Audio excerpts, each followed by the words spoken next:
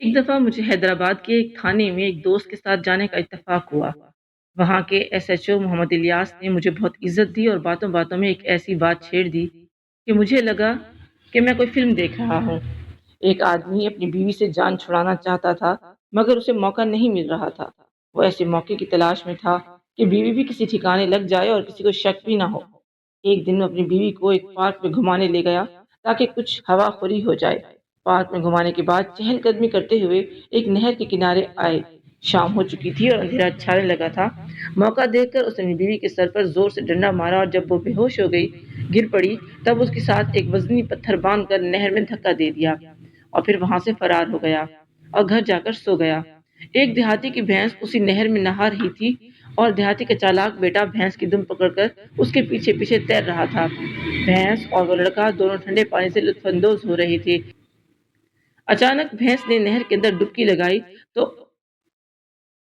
تو اچانک میں نے ایس ایچ او الیاس سے کہا کہ آپ مجھے تفصیل سے بتائیں، تو وہ کہنے لگا یہاں چھوٹا سا ایک قصبہ سمن پور تھا۔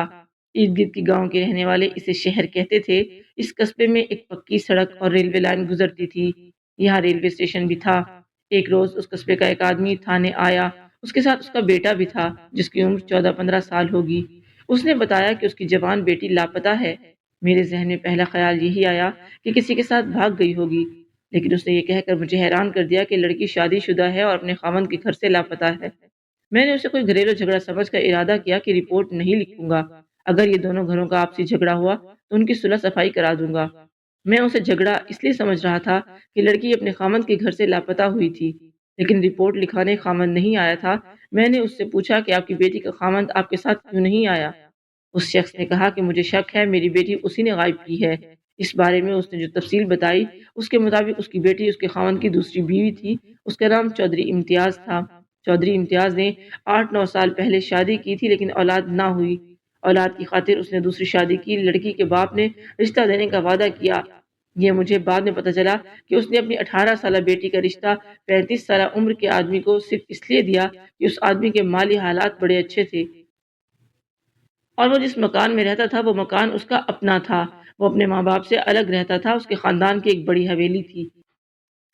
چودھری امتیاز نے رشتہ لینے کی جو شرط رکھی تھی کہ وہ اپنی پہلی بیوی کو طلاق نہیں دے گا۔ لڑکی کے ماں باپ اپنی بیٹی کا رشتہ امتیاز کو نہیں بلکہ اس کی اچھی آمدنی اور مکان کو دے رہے تھے، اس لیے انہوں نے امتیاز کی یہ شرط منظور نہ کی اور کہا پہلے وہ اپنی پہلی بیوی کو طلاق دے اور یہ شرط بھی رکھی کہ مکان ہماری لڑکی کے نام کر دے تو اپنی بیٹی کا رشتہ امتیاز کو دے دیں گے۔ امتیاز کو اولاد کے لیے دوسری بیوی کی ضرورت تھی۔ یہ لڑکی کافی خوبصورت اور جوان تھی، اس لیے امتیاز نے لڑکی کے ماں باپ کی شرط مان لی۔ امتیاز نے پہلی بیوی کو طلاق دے دی اور اس آدمی کی بیٹی سے شادی کی۔ مکان بھی لڑکی کے نام کر دیا۔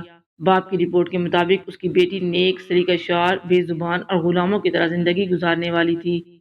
اس نے اس شادی کو دل سے قبول کیا اور خاوند کی خدمت اور فرمانبرداری میں کوئی کسر نہ چھوڑی، مگر امتیاز لڑکی کو میکے نہیں جانے دیتا تھا۔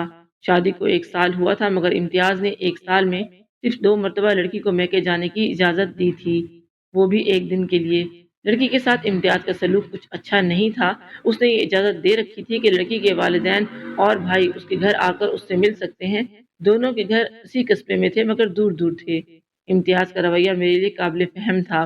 اس نے دراصل مکان کے عوض لڑکی خریدی تھی۔ لڑکی اب اس کی ملکیت تھی۔ لڑکی کے ماں باپ نے اس سے جو قیمت مانگی تھی وہ اس کو مل گئی تھی۔ لڑکی کے باپ نے بتایا کہ 7-8 دن گزرے، اس کی بیوی یعنی امتیاز کی ساس امتیاز کے گھر اپنی بیٹی سے ملنے آئی۔ گھر میں امتیاز اکیلا تھا، لڑکی نہیں تھی۔ ماں نے اپنی بیٹی کے متعلق امتیاز سے پوچھا تو اس نے کہا کہ وہ محلے میں کسی گھر میں گئی ہے۔ ماں انتظار کرتی رہی، اس کی بیٹی واپس نہ آئی۔ امتیاز نے ساس سے 3-4 بار کہا کہ وہ واپس چلی جائے، اس کی بیٹی آ جائے گی تو وہ اسے اس کے گھر بھیج دے گا۔ ماں انتظار کر کر کے واپس چلی گئی۔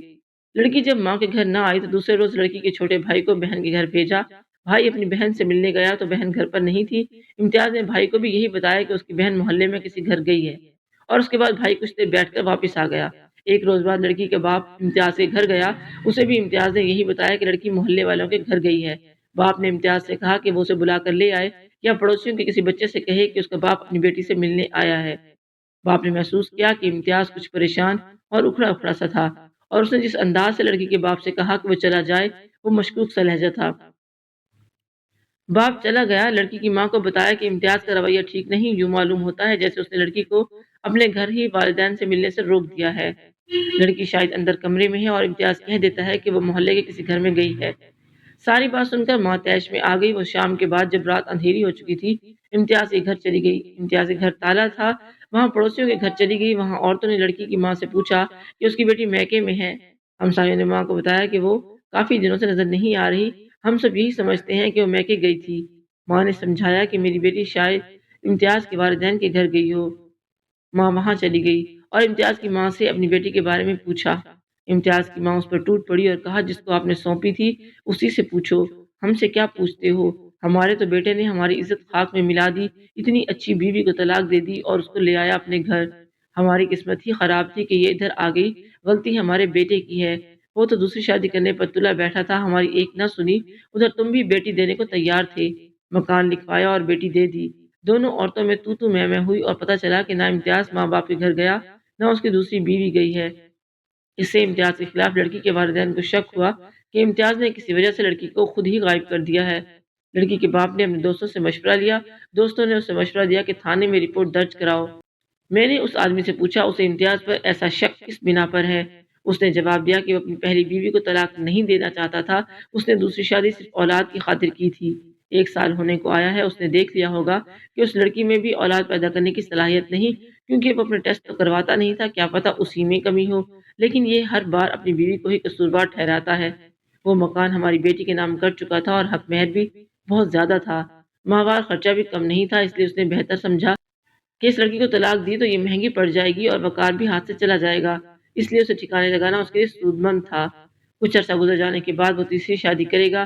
مجھے یہ سب کچھ گھریلو لڑائیوں جیسا کوئی ڈرامہ نظر آ رہا تھا، چونکہ کسی لڑکی کو غائب کر دینا یا قتل کر دینا آسان کام نہیں۔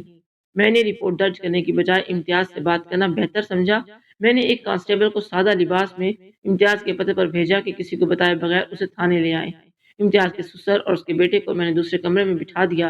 امتیاز کا گھر زیادہ دور نہیں تھا۔ آدھے گھنٹے بعد کانسٹیبل آ گیا۔ کانسٹیبل نے مجھے بتایا کہ امتیاز نہیں ملا۔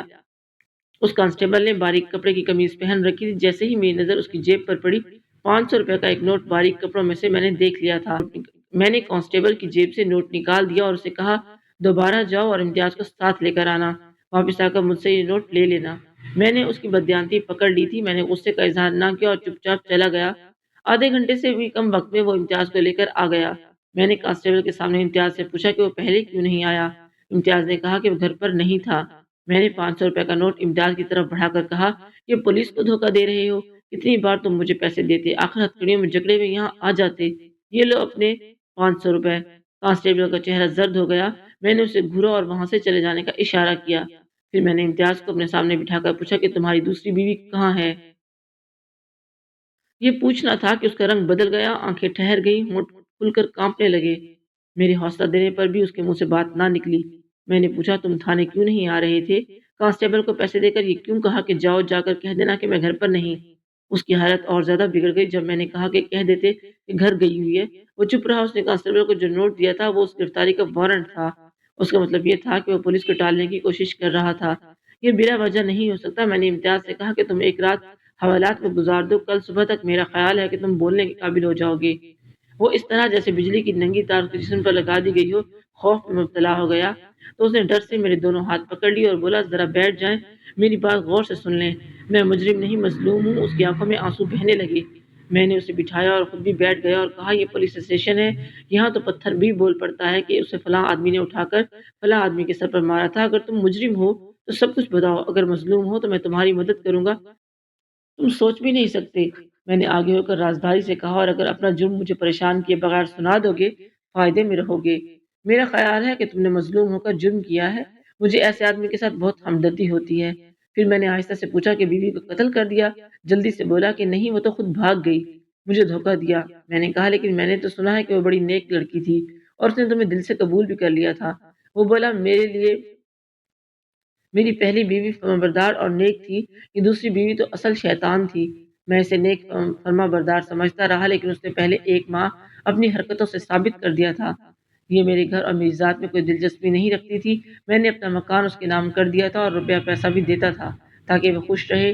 بڑے قیمتی کپڑے دیتا رہا، مگر اس کا رویہ میرے خلاف رہا۔ شادی کے 3 ماہ بعد اس نے مجھے بتا دیا تھا کہ میں نے آپ کو دل سے قبول نہیں کیا، میں ماں باپ کے حکم کی فرما بردار تھی اور ان کا حکم مانا۔ وہ یہ بھی کہتی تھی کہ میں آپ کو اولاد نہیں دے سکتی۔ میں نے اس کی ماں اور باپ سے بھی کہا کہ وہ اسے سمجھائیں، ورنہ میں مکان کی رجسٹری اپنے نام کروا لوں گا۔ اس کی ماں نے کہا، مکان کی رجسٹری تو اس کے پاس ہے، اب یہ کاغذات نہیں مل سکتے۔ میں نے دیکھا کہ اس عورت یعنی ساس کا رویہ بھی دشمنوں والا تھا اور وہ اپنی رجسٹری اپنے قبضے میں لے رہی تھی۔ میرے سسر کا رویہ کچھ بہتر تھا، لیکن ماں بیٹی پر اس شخص کا کوئی اثر نہیں ہوتا تھا۔ اولاد کی خاطر ان کے جال میں پھنس گیا تھا۔ میں نے طلاق دینے کا سوچا تو خیال آیا کہ مکان بھی دے چکا ہوں، حق مہر بھی زیادہ ہے۔ میں نے غصے میں آ کر اس کی پٹائی شروع کر دی۔ کوئی 15-16 روز پہلے کی بات ہے۔ صبح جاگا تو بیوی نہیں تھی۔ غسل خانے میں دیکھا، پورے گھر میں دیکھا، لیکن سمجھ نہیں آ رہی تھی کہ وہ کہاں چلی گئی۔ میں نے ارادہ کر لیا کہ خود گئی ہے اور خود ہی واپس آئے گی۔ 5-6 روز بعد اس کی ماں آئی۔ وہ آتی رہتی تھی، بیشتر اس لیے کہ وہ اس سے پوچھتا کہ اس کی بیٹی کہاں ہے۔ اس نے مجھے یہی سوال کیا کہ وہ اپنی بیٹی کے لیے کھانے کی کوئی چیز بنا کر لائی تھی۔ میں نے اپنی ساس کی باتیں غور سے سنی۔ اس کے لہجے انداز میں مجھے کوئی شرارت نظر نہیں آئی، لیکن اس عورت پر میرا کوئی اعتبار نہیں تھا۔ میں نے اسے کہہ دیا کہ اس کی بیٹی محلے میں کسی کے گھر گئی ہوئی ہے، جو کچھ دیر انتظار کر کے چلی گئی۔ دوسرے دن اس کا بھائی آ گیا، وہ بھی اپنی بہن سے ملنے آیا تھا۔ میں نے اسے بھی بتا دیا کہ وہ محلے میں کسی کے گھر گئی ہے۔ بعد میں باتوں باتوں میں نے اس سے پوچھا کہ اس کی بہن اپنے گھر کب گئی تھی۔ وہ 14-15 سال کا لڑکا تھا، میری باتوں میں آ گیا۔ اس نے 2 ماہ کا بتایا کہ اس کی بہن 2 ماہ پہلے ہمارے گھر آئی تھی۔ مجھے شک یہ تھا کہ اس کی ماں بڑی چالاک ہے، اس نے اپنی بیٹی کو مجھ سے چوری چھپے اپنے گھر میں بلا کر چھپا لیا ہے، اور یہ اس کی خطرناک چال ہو سکتی ہے۔ مگر لڑکے سے پتہ چلا کہ اس کی بہن ماں باپ کے پاس نہیں تھی، وہ بھاگ گئی تھی، اور بھاگنے کی وجوہات بڑی صاف ہیں۔ اس نے مجھے دل سے قبول نہیں کیا تھا۔ میں اس پر سختی کرتا تھا، اسے مارتا پیٹتا بھی تھا۔ لڑکی ہوشیار طبیعت کی اور تیز تھی، اسے بھاگنے میں اس کی ماں کا ہاتھ بھی ہو سکتا ہے۔ ان لوگوں نے مجھ سے مکان اپنی لڑکی کے نام لکھوا دیا۔ اگلے روز اس کا باپ آیا، وہ بھی بیٹی سے ملنے آیا تھا۔ اس کے چہرے سے یہ پتہ چلتا تھا کہ اسے مجھ پر شک ہے۔ اس نے اسے بھی یہی بتایا کہ اس کی بیٹی محلے میں کسی کے گھر گئی ہے۔ تو باپ نے کہا کہ تم کہہ کیوں نہیں دیتے کہ ہمیں اپنی بیٹی سے ملنے کی اجازت نہیں۔ اس کی ماں اور بھائی آیا، اب میں آیا ہوں۔ اب میں آیا ہوں، تم سب کو یہی جواب دے رہے ہو کہ وہ محلے میں کسی گھر گئی ہے، تو شام تک میں یہیں بیٹھا رہوں گا، اس کے ملنے کے بعد ہی جاؤں گا۔ امتیاز نے جب یہ الفاظ سنے تو تھوڑا پریشان ہوا۔ سب سے زیادہ اس کی پریشانی میں تب اضافہ ہوا جب نہر سے اس کی بیوی کی لاش برآمد ہوئی۔ اب معاملہ کھل کر پولیس کے سامنے آ چکا تھا۔ امتیاز کو پولیس پکڑ کر لے گئی، اس پر سخت جسمانی ریمانڈ کیا۔ 2 سے 3 دن جسمانی ریمانڈ جاری رہا۔ جب امتیاز مزید تکلیف برداشت نہ کر پایا، تب سچ اگلنے لگا۔ امتیاز نے اس بات کا اقرار کیا کہ وہ اپنی بیوی سے جان چھڑانا چاہتا تھا۔ کافی عرصے سے وہ ایک موقع کی تلاش میں تھا، اور جب اسے موقع ملا تو اس نے وہ موقع ضائع نہیں کیا، اور پارک میں گھمانے کے بعد چہل قدمی کرتے ہوئے ایک نہر کے کنارے آیا، بیوی کے سر پر ڈنڈا مار کر گہری چوٹ لگائی، وہ بے ہوش ہو کر گر پڑی، پھر اس کے جسم کے ساتھ پتھر باندھ کر اسے نہر میں پھینک دیا۔ اتفاق سے کچھ دن بعد ایک دیہاتی کی بھینس اسی نہر میں تیر رہی تھی، جبکہ دیہاتی کا بیٹا بھینس کی دم پکڑ کر اس کے پیچھے لطف اندوز ہو رہا تھا۔ بھینس نے پانی میں ڈبکی لگائی تو دیہاتی کا بیٹا بھی اس کے پیچھے پانی کے اندر آیا۔ اس نے عورت کی لاش دیکھی تو خوفزدہ ہو گیا۔ اس نے جا کر اپنے باپ کو سب بتایا۔ لاش کی حالت خراب تھی، لیکن پھر بھی شناخت ہو گئی۔ امتیاز کے گھر والوں نے صلح کرنے کی کوشش کی، مگر مقتول کے وارثوں نے صلح کرنے سے انکار کر دیا۔ امتیاز آج بھی جیل کی سلاخوں کے پیچھے سزائے موت کا منتظر ہے۔